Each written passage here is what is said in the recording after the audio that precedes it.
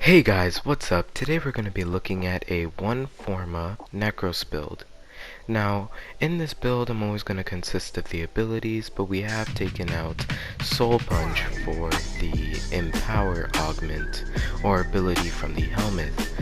But if you don't have the helmet system yet, this build will still work perfectly fine. So just like any other video, we're going to consist of the abilities. So let's start off with the ability we took out for Soul Punch, Empower. So basically, Empower gives you an extra 50% ability strength.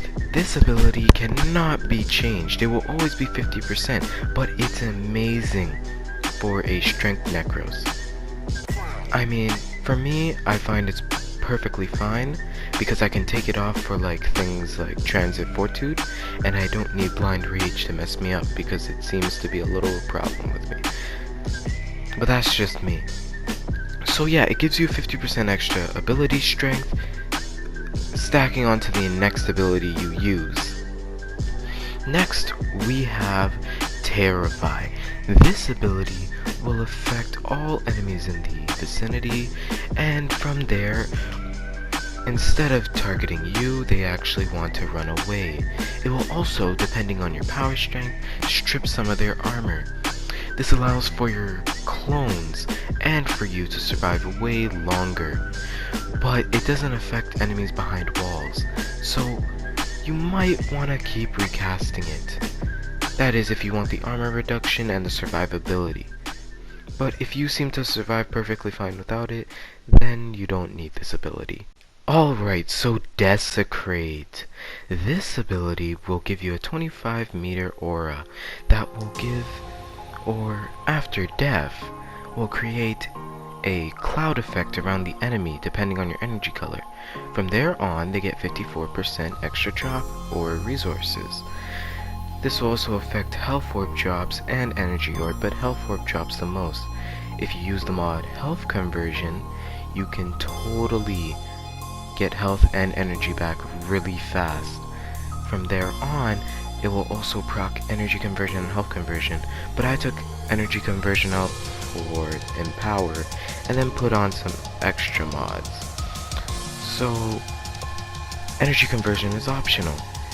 Let's get into the next ability. Alright, so Shadows of the Dead.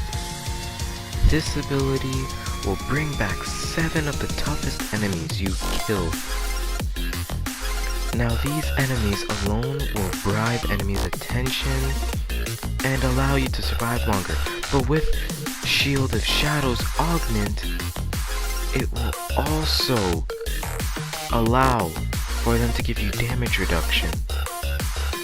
So yeah, this ability becomes a mandatory in the tankiness of Nekros. Now, Shield of Shadows, depending on your power strength, can increase the damage reduction, but I'm pretty sure the cap is at 10%. So now let's consist of the builds, the reason you're here. Alright, so for the Nekros build, we have Rejuvenation in the aura for the health back per second, health conversion for the armor, Equilibrium for the energy and health conversion when you pick up the opposite, Despoil so that it drains health instead of energy, Shield of Shadows for the damage reduction, Primed Flow for the energy max, Gladiator Resolve for the health and the crit chance buff, Transit Fortitude for the power strength and minus duration, and then Umbral Intensify for the power strength. The Arcane, I just put Arcane Strike and Arcane Fury for my damage and speed with my melee. Alright, so now we're gonna move on to my Ferox, what I use to group all enemies together. Now you don't need to use this, but I used my Operator and my Ferox. Operator's perfectly fine.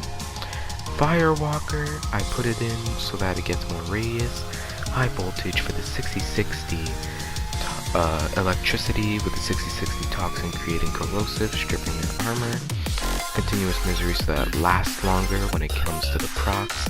Rifle aptitude for the more status because you want status to proc a lot per pulse.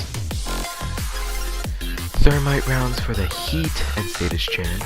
Amalgam serration because you don't need to do damage, but this gives me more sprint speed. So yeah, and then terminal velocity so that it has less travel time when you throw it. Alright, so now we're moving on to my dual ethers.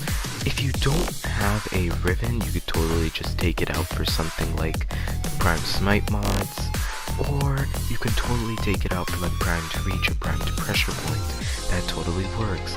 But we have Unmaxed, Vicious Frost, and Virulent Scourge so that our slash stays as the dominant and it procs the most.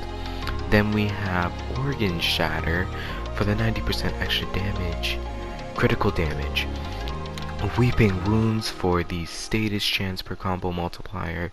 Same thing with Blood Rush, but for the crit chance for combo multiplier.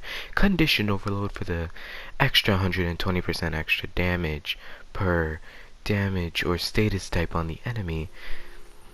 And then we have the Ribbon, which is just crit chance and minus status chance. Then Drifting Contact for the extra combo duration. You could totally put Naramon's thing on there, but I also wanted Zenuric to pull enemies together, but that's honestly just a personal choice. Embedded Catalyzer for when I cast an ability I get some status chance for a couple of seconds.